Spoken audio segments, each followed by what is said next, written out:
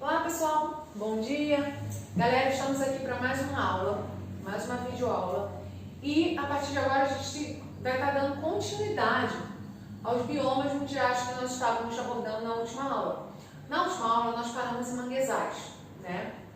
Falamos dos mangues, ecossistemas do manguezal e a partir de agora a gente vai estar dando continuidade falando dos biomas brasileiros, que faz parte do bioma mundial. Tá? Então, vai estar relacionado lá na sua página 10 até a sua página 13, ok? Então, prosseguindo aí, quanto ao bioma brasileiro, nós vamos ver que nós vamos dar nomes relativos, referentes à região brasileira, porém, ele faz parte de um tipo de bioma mundial, tá? Exemplo, vamos abordar logo à frente. Então, primeiro bioma brasileiro. Seria a floresta amazônica. Onde fica a floresta amazônica? No Amazonas. Lembra que eu falei com relação ao bioma brasileiro vai estar relacionado a onde ele se localiza? Então, a maioria deles vai estar relacionado a isso. Agora, biomas que pegam mais de um estado, aí ele vai ser no geral, tá? Generalizando tudo. Por exemplo, floresta atlântica, né? A Mata Atlântica. Aí a Mata Atlântica, ela pega vários estados brasileiros. Agora, a floresta amazônica se encontra no Amazonas, né? Então, o maior bioma do mundo é um bioma que pega algumas partes de outros países, tá? Que são em média de 9 países: Bolívia, Colômbia, Venezuela, Equador, Peru, Suriname, Guiana Francesa e Guiana e Brasil. Ah, professora, mas pega outros países. Tá, mas do nosso país é a Amazônia, ok? Maior bioma do Brasil, no caso 9 estados, aproximadamente 5 milhões de quilômetros quadrados. Galera, então cuidado, a Amazônia, ela envolve parte de outros estados, tá? Mas ela recebe um nome, Amazônia, que está relacionado ao bioma que ela faz parte, ok? Então, primeiro, característica da floresta amazônica. O solo da Amazônia é pobre em nutrientes devido à acelerada decomposição da matéria orgânica, com rápida absorção pelas raízes das plantas. A densa abertura vegetal que cai no solo, que é classificado como serrapilheira, como folhas e galhos, auxilia na proteção do solo durante o período de chuvas. Essas chuvas constantes, elas ficam um solo muito carregado, muito úmido, né? Muito molhado, na verdade. Ele alaga e é classificado como igarapé, tá? Então o solo fica alagado, ok? Então fica a caracterização, característica da floresta amazônica. Agora, com relação à parte da fauna dessa região.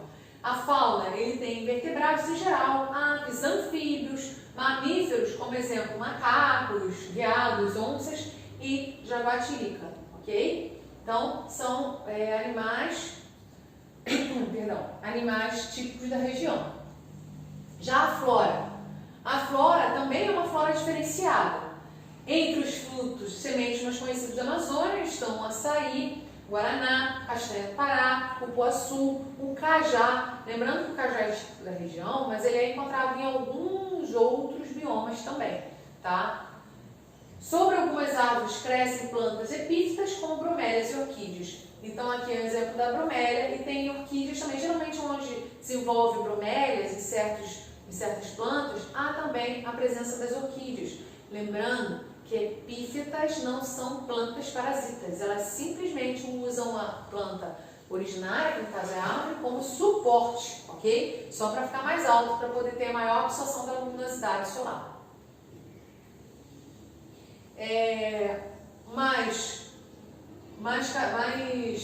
exemplos da flora amazônica: possui árvores de tamanhos variados, como a seringueira, por exemplo, né? E a castanheira. Toda essa biodiversidade é constantemente ameaçada pelos desmatamentos e queimadas que acontecem para a abertura de áreas destinadas tanto à pecuária, ou seja, criação de gado e tudo mais, e à agricultura, quanto à produção de carvão ou ao comércio ilegal de madeira extraída de árvores nativas. Isso é muito comum na região, tá? Exatamente pela grande quantidade de árvores de grande porte, há a extração de madeira intensa, inclusive realizada por outros países, tá? Que não faz parte da floresta amazônica. Nós vimos ali que tem Bolívia, dentre outros mais, outros países que tomam espaço ali da região para fazer a extração de madeira, ok? Então, o próximo bioma é o Cerrado, que é o segundo maior bioma do Brasil, com 25% em média do território nacional. É o bioma brasileiro que sofre mais a expansão agropecuária, inclusive mais do que da amazônica, tá? E não é dado muita ênfase na região exatamente porque é um solo mais castigado e tudo mais, porém é o que mais sofre a expansão agropecuária. E isso pode complicar inclusive outros biomas, porque os biomas eles se conectam, né? Então atingindo um, você impacta todos os outros que ali rodeiam. O fogo quebra de dormência vegetativa das sementes, isso é típico, a gente vai falar isso um pouquinho mais à frente, tá? Clima tropical quente e 2 estações definidas, inverno seco e verão chuvoso, tá? É bem distinto, dá para perceber bem a diferença entre os dois. O solo é predominantemente arenoso, pouco fértil e com baixa capacidade de reter água. A vegetação em sua maioria é rasteira, uma vegetação que recobre o solo, e árvores pequenas com casca grossa e galhos retorcidos, dando a aparência de um bioma de ambiente seco, ok? Aqui tem exemplos da fauna típica da região, tá? Composta por inúmeros insetos e outros invertebrados, além de vertebrados como serpentes, tamanduá-bandeira, tatu, onça-pintada, lobo-guará, bacurau e ema. A maioria dos animais apresenta hábitos noturnos, pois à noite as temperaturas são mais amenas e a perda de água é menor. Então, a vida do animal em si, a rotina do animal ocorre à noite, exatamente para evitar a perda de água e exposição à intensidade muito grande do sol, tá? E com isso, desidratação, já que é um ambiente totalmente seco. No Cerrado também são outros exemplos de flora, tá? No inverno é comum ocorrer queimadas naturais, falamos isso ainda há pouco, né? Que é o fogo. Essa queimada natural é interessante para alguns tipos de vegetais, porque o calor do fogo também auxilia algumas sementes a germinarem. Inclusive, algumas espécies somente florescem após as queimadas, beneficiando a reprodução das plantas. Gente, muito cuidado. Isso é comum no Cerrado. Não significa que você vai chegar numa montanha, vou botar fogo nisso aqui porque eu vou ajudar algumas plantas a germinarem. Não. Lá existem plantas típicas da região, que é um ambiente seco, e que, consequentemente, elas foram se aperfeiçoando de acordo com o local em que vivem, tá? Então, elas, para germinarem, é necessária a presença do fogo para poder aquecer e algumas sementes ajudar a ser germinadas. Algumas espécies somente florescem após as queimadas, beneficiando a reprodução das plantas. Há muitos vegetais característicos do cerrado, entre eles o angelino cerrado, o araticum, a mangaba e o buriti. Aqui está o exemplo de cada, tá? O terceiro bioma brasileiro, caatinga, também nomeada como Mata Branca. Esse nome é exatamente porque, ao observar a mata da caatinga, ela tem um tom acinzentado, tá? Então, esse aspecto seco da mata durante a maior parte do ano, pela quantidade baixa de água, clima quente e seco com pouca chuva, solo rico em minerais, mas pobre em matéria orgânica. Matéria orgânica está relacionada exatamente à decomposição, ok? É o único bioma exclusivamente brasileiro, só é encontrado no Brasil, a caatinga. Devastação equivalente ao da Amazônia.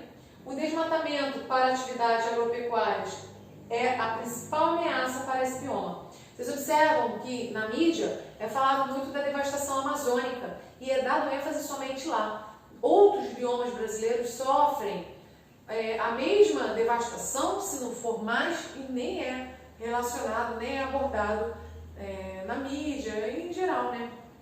E vocês observam que a devastação na caatinga é intenso, exatamente pelos minerais que eles se encontram, tá? Exemplos da fauna, nós temos alguns animais aqui representantes. Ela é composta principalmente por calangos, carcarás, gambás, serpentes, morcegos, que atuam como polinizadores de diversas espécies vegetais. Aves como, por exemplo, a arara azul, a onça pintada, o veado e o veado caxemira. A maioria desses animais apresentam hábitos noturnos, a mesma coisa, pelo mesmo motivo, porque durante o dia o calor e a insolação é muito intenso. E exemplo da flora da Caatinga. A flora da Caatinga, vocês percebem que os vegetais eles têm, são desenvolvimentos típicos de região seca. Vocês percebem que tem a presença de cactos, outros tipos de vegetais espinhosos, exatamente para evitar a perda de água. Tá? Então, a vegetação predominantemente arbustiva e plantas com várias adaptações. Espinhos, raízes longas, para absorver água de profundezas, né? Quanto mais longa, mais a facilidade para ela absorver água dos lençóis freáticos. E caules que armazenam água, por exemplo, o cacto, para o ambiente seco. Compõe a flora o xique-xique, mandacaru, capim dourado, que é muito explorado na região para a vivência de vários povos ali que vivem na região, né? Então eles colhem esse capim dourado e constroem utensílios em geral com esse capim dourado, que a gente inclusive encontra vendendo aqui alguns itens, né, trazidos de lá. O juazeiro e o umbu. Então, galera, de imediato, nessa primeira parte da nossa aula, a gente encerra por aqui, porém a gente não concluiu o bioma brasileiro, tá? A gente vai dar continuidade ao bioma brasileiro na próxima aula, tá? Então, até a próxima aula.